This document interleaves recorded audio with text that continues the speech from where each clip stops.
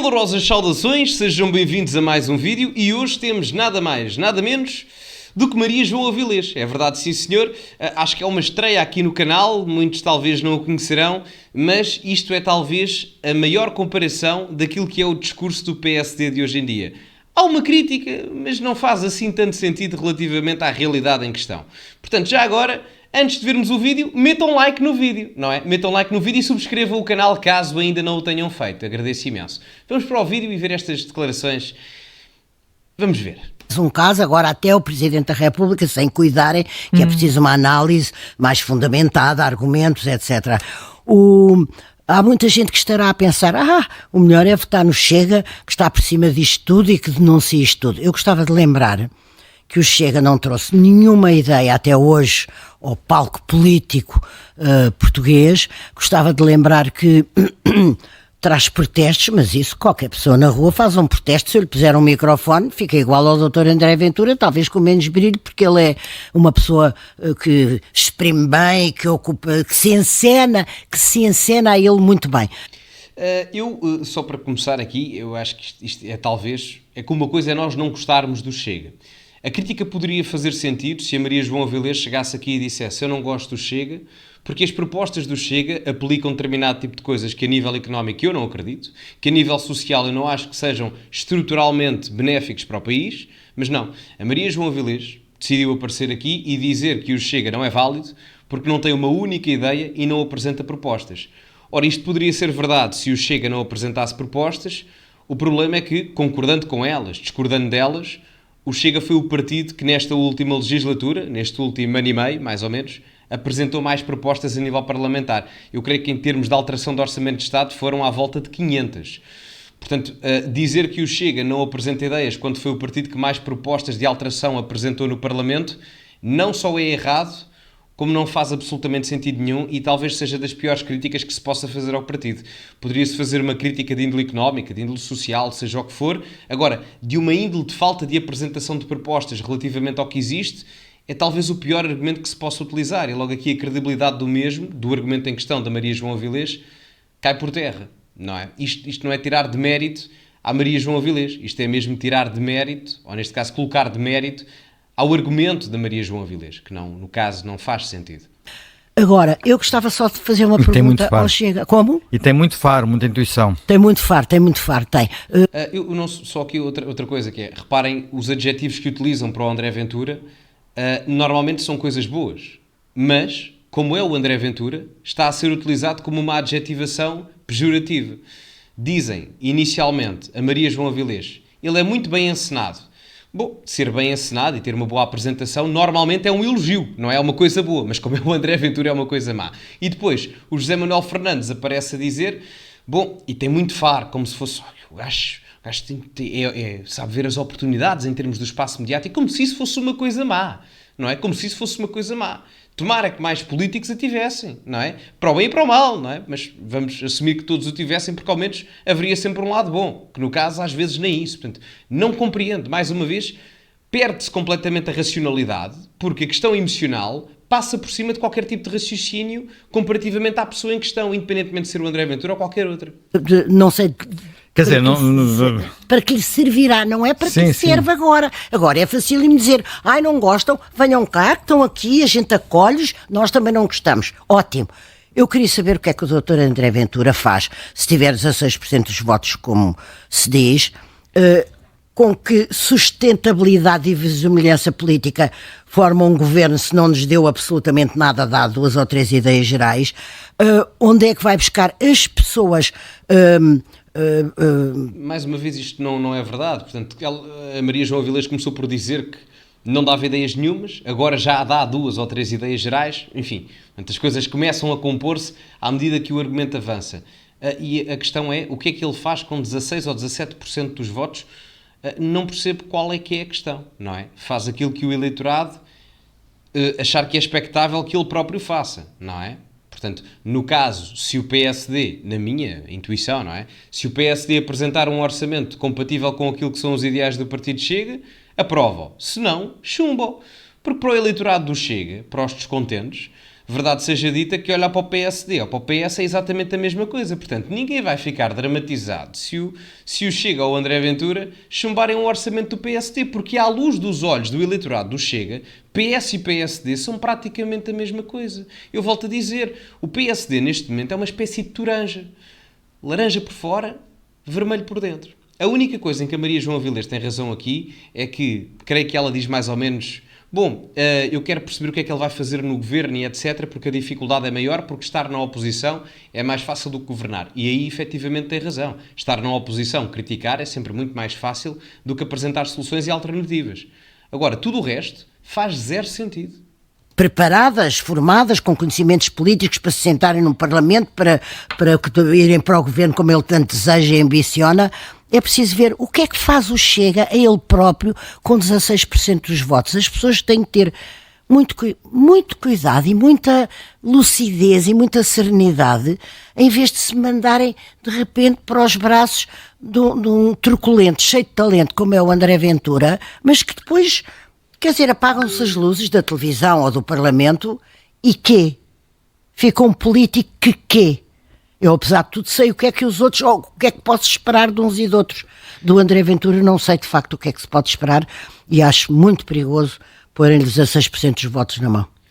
Portanto, o que está aqui a ser dito é: o Chega, com todos os defeitos que possa eventualmente ter, o Chega não é responsável, tal e qual como a Iniciativa Liberal, o LIVRE, por exemplo, e o PAN, não são partidos responsáveis pelo atual estado do país. Porque nunca governaram Portugal, nem nunca estiveram numa situação de coligação parlamentar ou governamental para que essa mesma coligação governasse o país. E se eu olhar para trás, Bloco de Esquerda, PCP, o Partido Socialista e o Partido Social Democrata, todos eles me dão mais razões para ter medo relativamente ao estado atual e futuro do país do que propriamente o Chega à Iniciativa Liberal, o LIVRE, ao PAN. Porque, ao menos, esses partidos, independentemente da sua índole ideológica, que claramente eu tenho preferência por uns relativamente a outros, mas isso aqui não importa, mas nunca demonstraram aquilo que seria, em termos governamentais, um ato pejorativo para a qualidade da nação. Agora, todos estes, Bloco de Esquerda, PSD, PS, CDS-PP, PCP, portanto, todos eles têm responsabilidade na situação atual em que estamos. Portanto, a mim parece-me extremamente antidemocrático alguém vir para um espaço de debate público a dizer: vocês que votam no Chega não pensam. Vocês que votam no Chega são uma cambada de ignorantes porque só querem é reclamar e não sei o que mais, porque o partido não tem ideias e, portanto, vocês ainda têm menos ideia que eles. Portanto, são uma cambada de burros, ninguém pensa, não sei o que mais. Quando, na verdade, não é isso que acontece. Uma coisa é certa, o Chega capitaliza efetivamente muito descontentamento popular, sem sombra de dúvidas. Mas daí a dizermos que o partido ideologicamente e em termos da sua ideária só apresenta descontentamento é um completo exagero. E isto é o que faz o Chega ganhar votos. Enquanto a velha guarda do PSD e do centro-direita fofinho, que nem sequer é centro-direita nenhum, não compreender isso, o Chega há de continuar a crescer. Inequivocamente. E vejam-se as sondagens. E depois caberá, ou poderá caber também ao Presidente da República ter alguma influência nisso. Este Presidente da República na formação do governo não terá, com certeza. Não terá, mas com certeza poderá ter influência olhando para o que Cavaco Silva fez com a geringonça.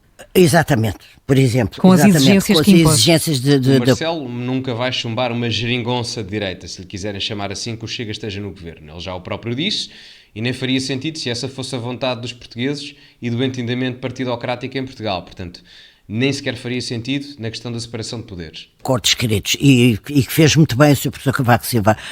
Mas só uma parte, na questão do acordo escrito, concordo. Eu gostava só de terminar dizendo assim: estas eleições, por definição, vão ter uma campanha que não vai ser elevada, vão estar cheias de entendidos e subentendidos de se aquele é mais corrupto que aquele, se aquele, de acusações, semi-acusações veladas ou opacas ou outras mais transparentes, o que é pavoroso, esse céu sobre a campanha eleitoral.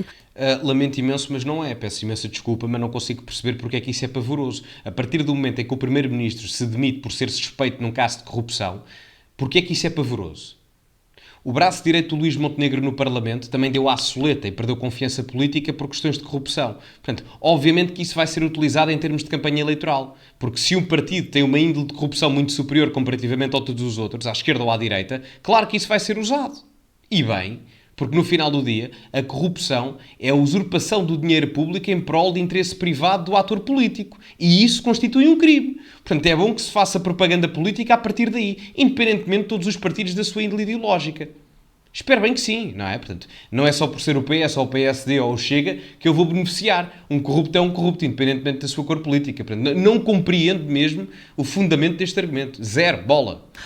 Mas vão poder propiciar algumas surpresas. E a surpresa maior, de longe, seria se o PSD fosse capaz de se lembrar dele próprio, daquilo que ele já representou, de ser... Já representou. Já não representa. E é o problema do PSD e do CDS. Estão presos ao passado. O Congresso do PSD ficou marcado pelo regresso do Cavaco Silva. O PSD, o CDS no caso, ficou marcado pelo regresso dos grandes nomes, o Paulo Portas, o Manuel Monteiro. É preciso olhar para a frente. É preciso novas caras, novas ideias. E é isso que não faz revitalizar os partidos. A partir do momento em que os partidos estão presos no passado, como é que conseguem olhar para o futuro? E esse é o grande problema do CDS, que já sofreu o que tinha para sofrer porque tem uma base eleitoral mais pequena, e o PSD agora, que está preso ao Cavaco ao passado, mas ao Cavaco também. No carro, a carruagem da frente que puxa as outras, com o melhor pessoal, melhor protagonismo político, melhor escolha de protagonistas, ideias. No outro dia o Montenegro deu uma entrevista onde mostrou grande conhecimento dos dossiês, mas é preciso ânima. Ânima quer dizer alma. É preciso alma, é preciso que eles sejam capazes de tornar verosímil para o eleitorado que é melhor pôr ali a sua cruz, porque o PSD vai ser capaz de levar um comboio de outros atrás dele e mudar o clima social, político, pessoal do país neste momento. Ninguém acredita nisso. Eu lamento imenso. Ninguém acredita nisso. O PSD tem um caráter reformista moderado. Portanto, se o PSD preza pela estabilidade, que é uma das bandeiras do PSD, então significa que ao mudar em termos de estabilidade, as coisas não vão mudar radicalmente. E eu lamento imenso dizer, mas num país onde existem 1,7 milhões de portugueses sem médicos de família, grande parte dos alunos neste momento não têm professores, a cultura ética e moral do país está completamente podre, em termos de crescimento económico e em termos do endividamento fiscal, daquilo que existe perante a dívida pública externa portuguesa, a situação não é nada favorável. Tendo em conta tudo isto, eu não preciso de estabilidade nisto, eu preciso de uma mudança significativamente radical. E o PSD não oferece isso. Outros partidos oferecem, mas o PSD não. E, portanto, acho que ficaria concluído por aqui a análise, porque me parece um comentário muito fraco, honestamente em termos de argumentativa, nada contra a pessoa em si, mas tudo contra o seu argumento, porque não é fundamentado em termos das ideias, apenas há um sentimento de saudade emotivo comparativamente àquilo que era o PSD no passado e muito pouco com aquilo que são as ideias e as soluções que o PSD apresenta no presente, nomeadamente na força e falta de carisma do seu líder, mas isso é a minha opinião. Em todo o caso, meus caros amigos, subscrevam o canal caso ainda não o tenham feito. Sigam-me nas redes sociais, acho que estão a aparecer aqui em cima. Metam like no vídeo, subscrevam o canal, partilhem o vídeo com as pessoas que gostam, com as pessoas que não gostam, a vida faz parte, não é? E como é habitual, acima de tudo, cultivem-se e até à próxima.